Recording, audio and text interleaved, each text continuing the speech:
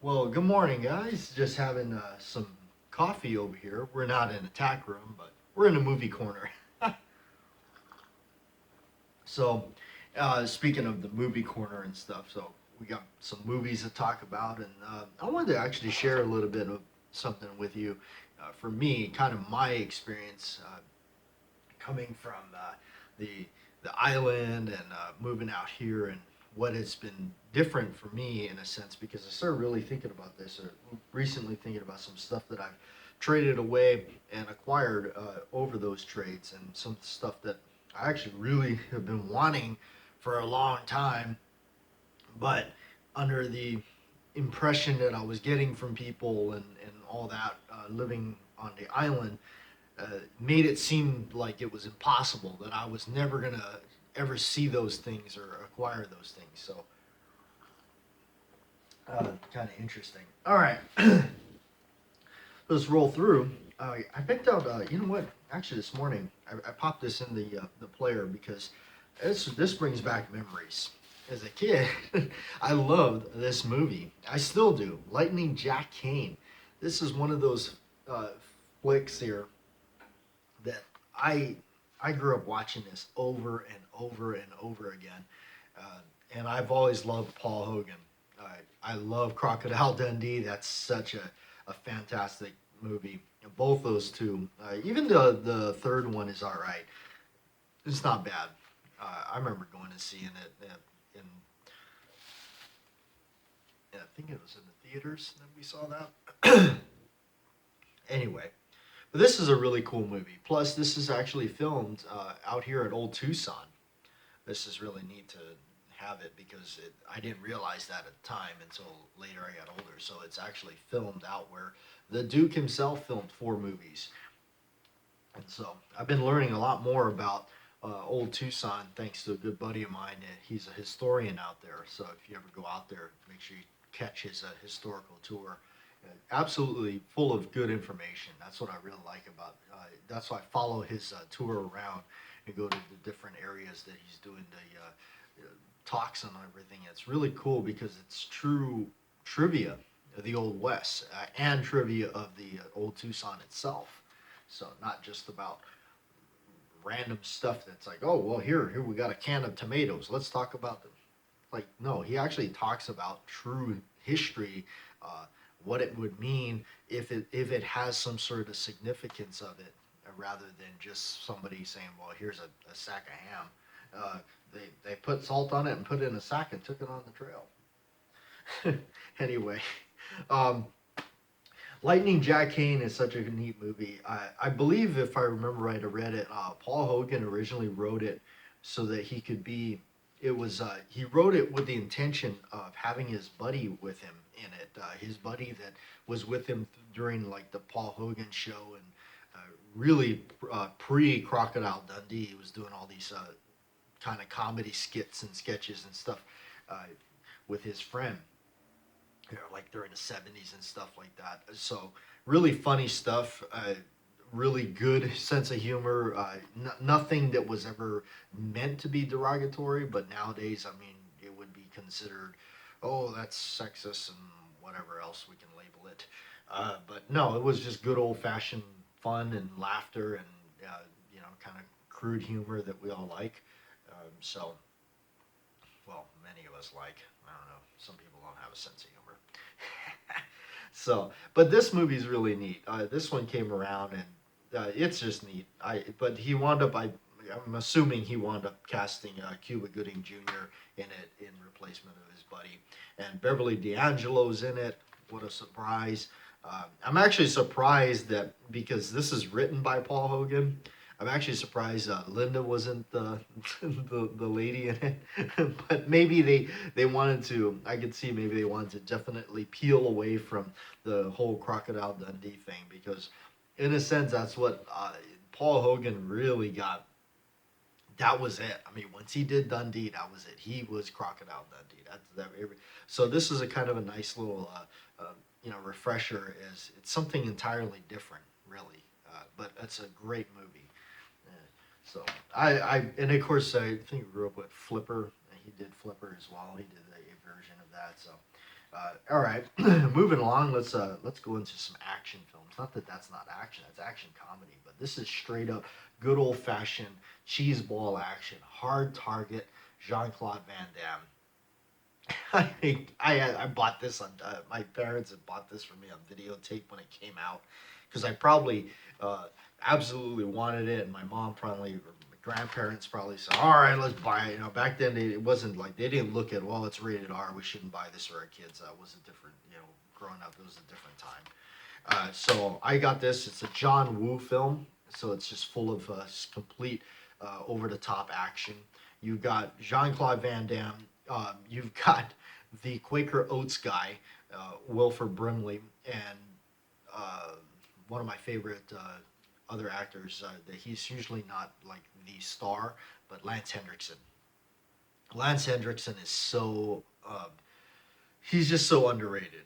He should have just been in all kinds of cool stuff, but he plays the ultimate villain in this. And of course, Jean Claude Van Damme plays just. They really played on the fact that he doesn't speak very well in it, but well enough to make it worth seeing it. It's just over the top action. Of course, the Mummy guy is in it. It's like his first role. If you're familiar with the Mummy, with Brendan Fraser or Brendan Fraser, whatever you want. But yeah, it's Arnold Vosloo, which he's a South African actor in it, and he's in it. But there's such great things in it where like the Lance Hendrickson's the main boss, the main bad guy. He's like, "You're not angry with me, are you, Pick?" And he goes, "I don't get angry. I'm a professional." So really cool stuff. I like this movie. So what it is about, if you haven't seen it, it's basically it's a cross between that and Surviving the Game. If you remember Surviving the Game, Rutger Hauer, Ice T, Gary Busey, all those guys in that movie. Of course, um, McKinley, that guy, that he's in Platoon, and he's in also On Deadly Ground and whatnot. I think his name is John C. McKinley. Really cool actor. I like him. But Hard Target, they basically say, "Hey, we're gonna go." They go find a homeless person. You know, that's just the way they do it because they want to find somebody that's not going to be missed or whatever, thing like that. But of course, that goes wrong. But they hunt them. They say, "Here's a whole sack of money." Or a belt of money, and if you survive, if you get to a certain point, then the money's yours. But we're gonna hunt you, so that's how it goes. And so it's same like Surviving the Game, only Surviving the Game they take them out to the wilderness. In Hard Target, they're hunting them in the urban terrain. I mean, literally right there, but in town and stuff like that. So they wound up getting across they hunt the wrong guy. He's got family. The daughter goes there looking, poking around. She tries to enlist the help of Jean Claude Van Damme, which is Boutreau or Boudreaux, uh, whatever his name is, and they that's it. They start uncovering stuff more and more and more and more, and then they realize, oh, maybe we hunted the wrong thing. Now they're hunting him, Jean Claude Van Damme, of course, and when they go to hunt him, he is the hard target. Can't get him. So anyway, those are a couple movies for you. Now, kind of let's go into this because I don't want to make this Sunday video a long video. But anyway, stuff like this that's really cool that I've always really wanted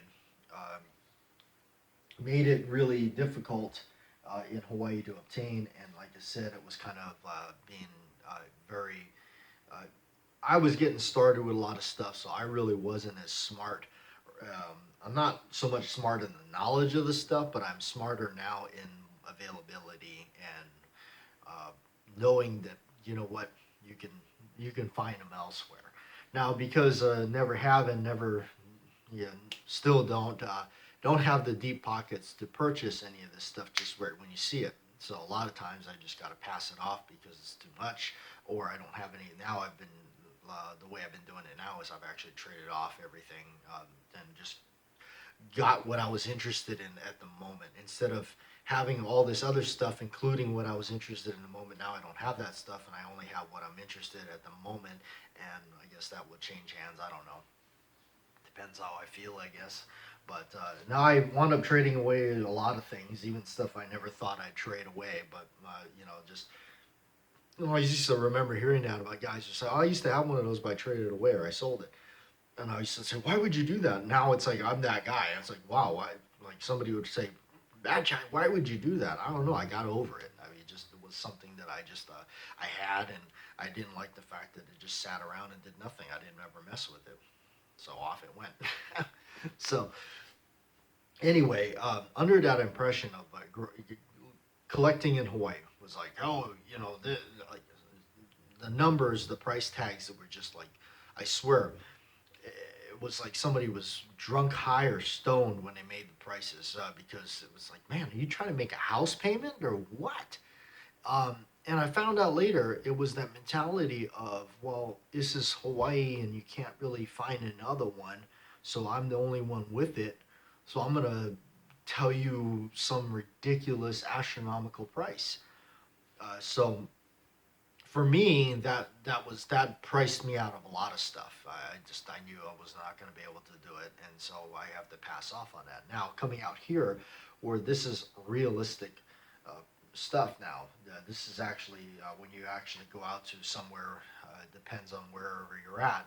The prices can get more realistic because now I can only speak for where I'm at. See, if somebody has something like, oh, well, I have this, I got these set of grips, but I want $100 for these grips. Well, you can't really do that out here because there's 15 other shops that somebody can go to within a 10-minute drive and probably find these grips for a fraction of what you're trying to sell them for. Or every month there's a gun show. So I'll probably just go hit a gun show and probably find one and haggle with somebody else. See, you're not the only one with it now. You have not, you don't just have a couple other competition. You have like a radius of massive amount of availability, and that's where it changes, and that's where I like those odds. I like having that because I don't want, if somebody tells me, well, I want this, I need a, oh yeah, I want a $2,000 for that. Okay, go ahead, you can keep it. uh, I'll go to the show the next weekend and pick it up for probably $700. So that's kind of how it wound up working. But yeah, it opened up the doors for me to have the accessibility to pick up things that again I never think I was ever gonna be able to you know get. So stuff like this Mark IV Series 70, always wanted one of these.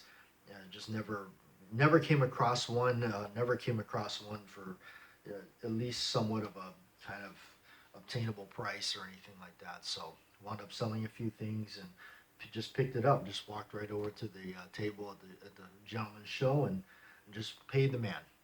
And yeah, he came down on his price a little bit, but for the most part, just paid him and got it. But that's the cool thing is you can always just pass it off. A real good example is this FN High Power that I wanted. I went to this particular show where I picked this up. Was there specifically to find something as a shooter. I wanted to be able to just have one I can shoot at the range and not worry if it got a scratch or something like that on it. So I walked over to the one table. A guy had one. I was not familiar with the brand or what it was, but it was a different one for sure. So I wound up passing on it because he wouldn't come down in his price. I mean, he wanted like way too much for it. So I said, okay, well, not a problem. I put my money back in my wallet and walked a couple tables down and picked up that one there for like less than half of what he wanted for his. So there you go. I mean, that's a prime example of stuff like that. So anyway, that's how it kind of goes, and been absolutely liking it. So my word of advice to you is being patient pays off. I had to be patient because I couldn't afford it.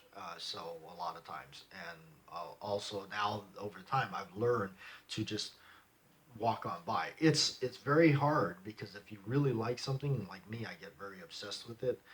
If you really want something at that moment, you know, you feel like you wanna do everything you can to just pick it up and get it at that moment. But a good chance that you'll run across it somewhere else down the line for a lot less price. It really is. So sometimes you got to do that. Sometimes you got to pull the walk away. So anyway, there you have it. Thanks for joining me for a nice little coffee in the movie corner, as they say. So, and we'll see you guys next time. And to the sunny slopes of long ago.